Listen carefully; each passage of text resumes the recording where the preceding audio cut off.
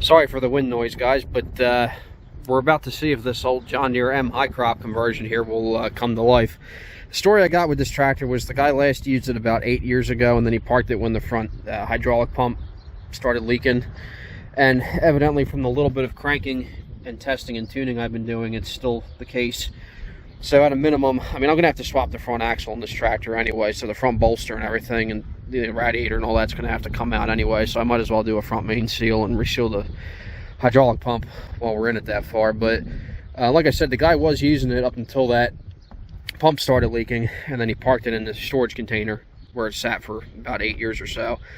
So I tinkered with it last weekend. I was trying to get it running in time for the local Memorial Day parade, but as per usual, we were faced with carburetor problems, so I wasn't able to get it done in time. I did get it to huff a little bit here and there on starting fluid, and by putting some gas in the tank, you know, once I cleaned and flushed the tank out.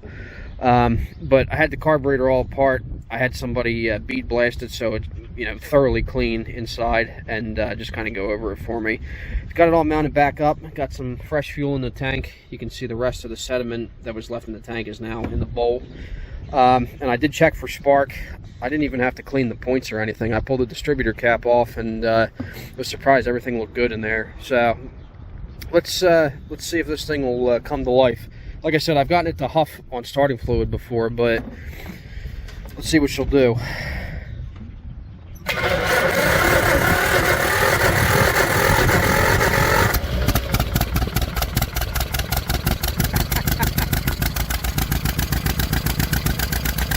What do you know?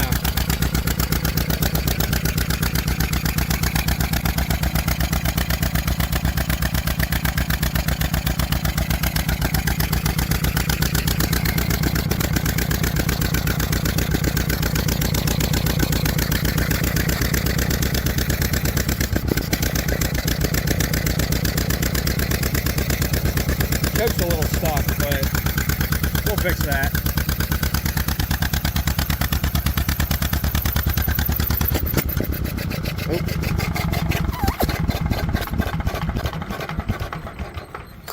Hey, she lives. Of course, it helps to turn the fuel on if you want it to run. Take two.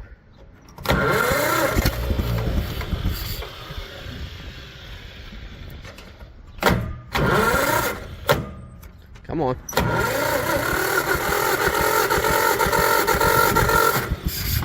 Yeah, somebody put this choke cable on here, and it's not factory correct. I know that much. Yeah, I'll have to free it up. Little PB blaster will fix that.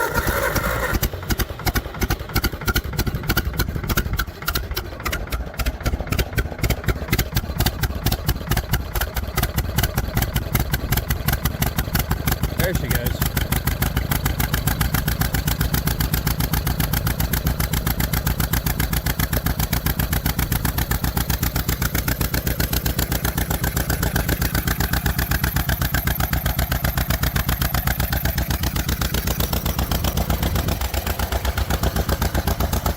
Yeah, he wasn't kidding about that hydraulic pump leak.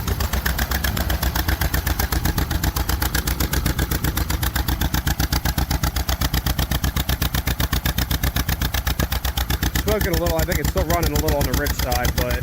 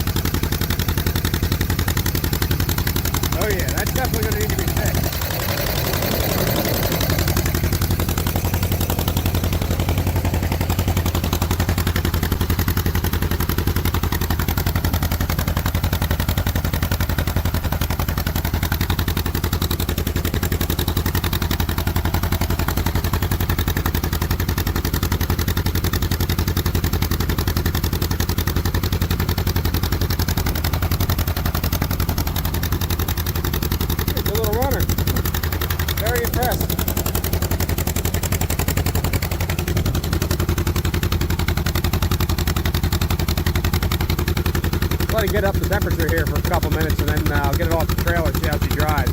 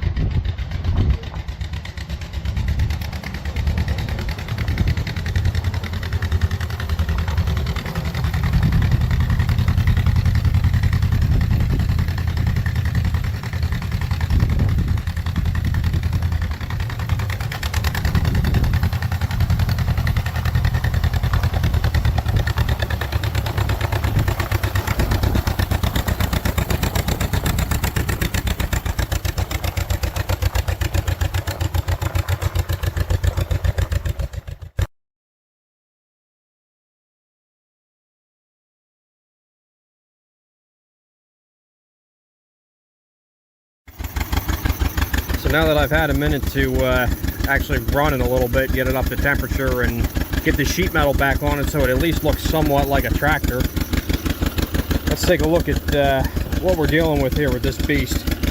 I'm definitely going to be in deeper than I had originally planned, but that's to be expected when you buy a piece of equipment that's been sitting for, you know, an extended period of time, and especially something like this, you know, a vegetable tractor that lived a hard life.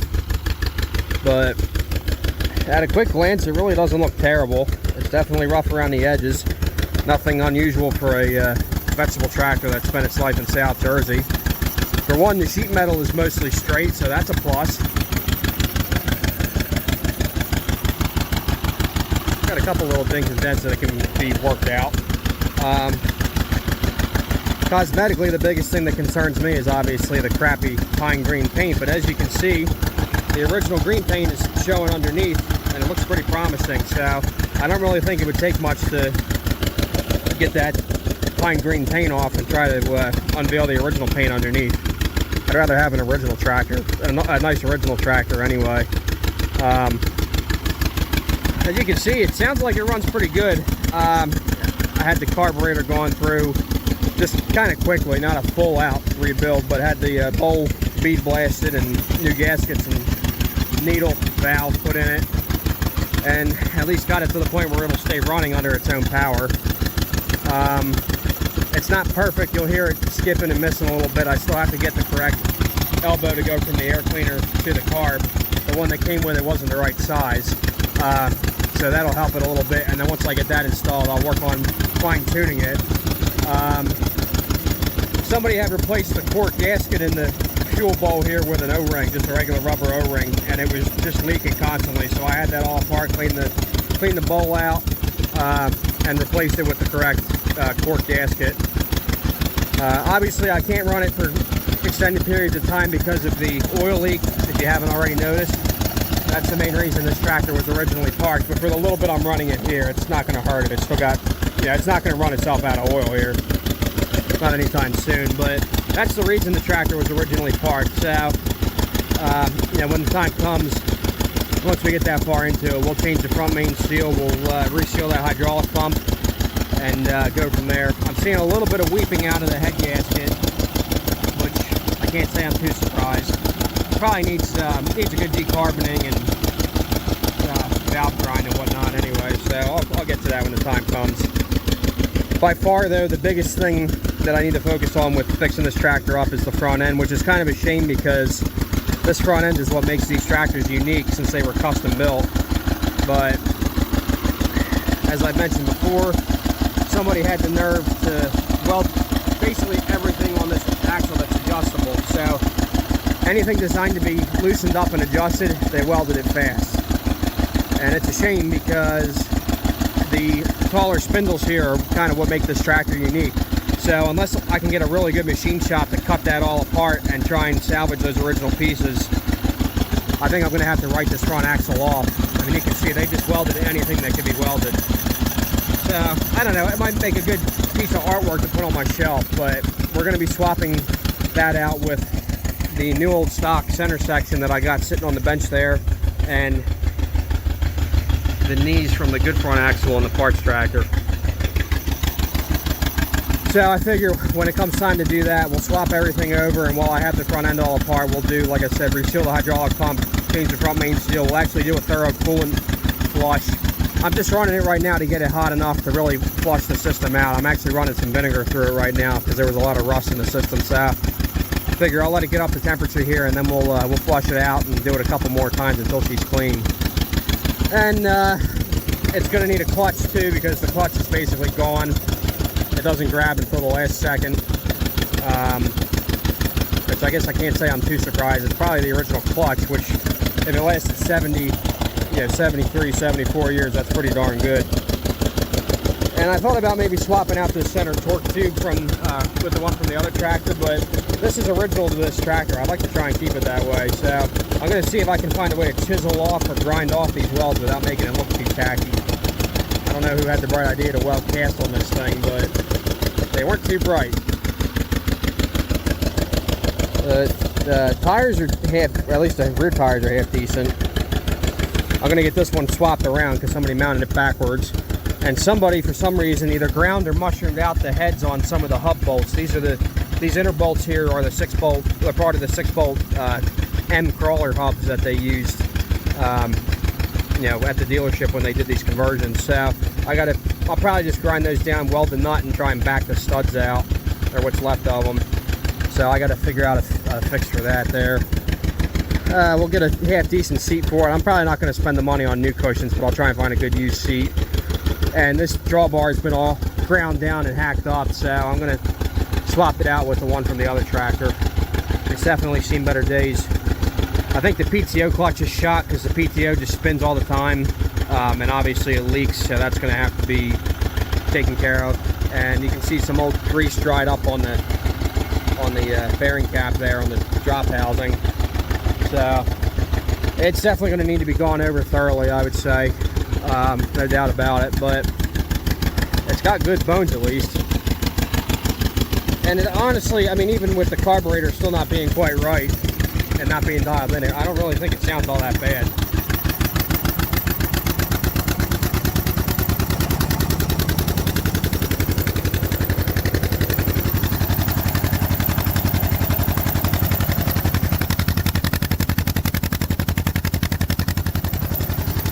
Actually got some two-stroke oil in the fuel right now just to kind of help lubricate everything since it's sat for so long. So we'll let it run through this tank and then drain the cooling system out and go again. And I guess I'll have to top off the oil by that point too. So I'm not even going to attempt to take it out for a drive here while I'm videoing, just because it's kind of cumbersome. The thing I don't like about these early beef tractors is that they were not the most ergonomic.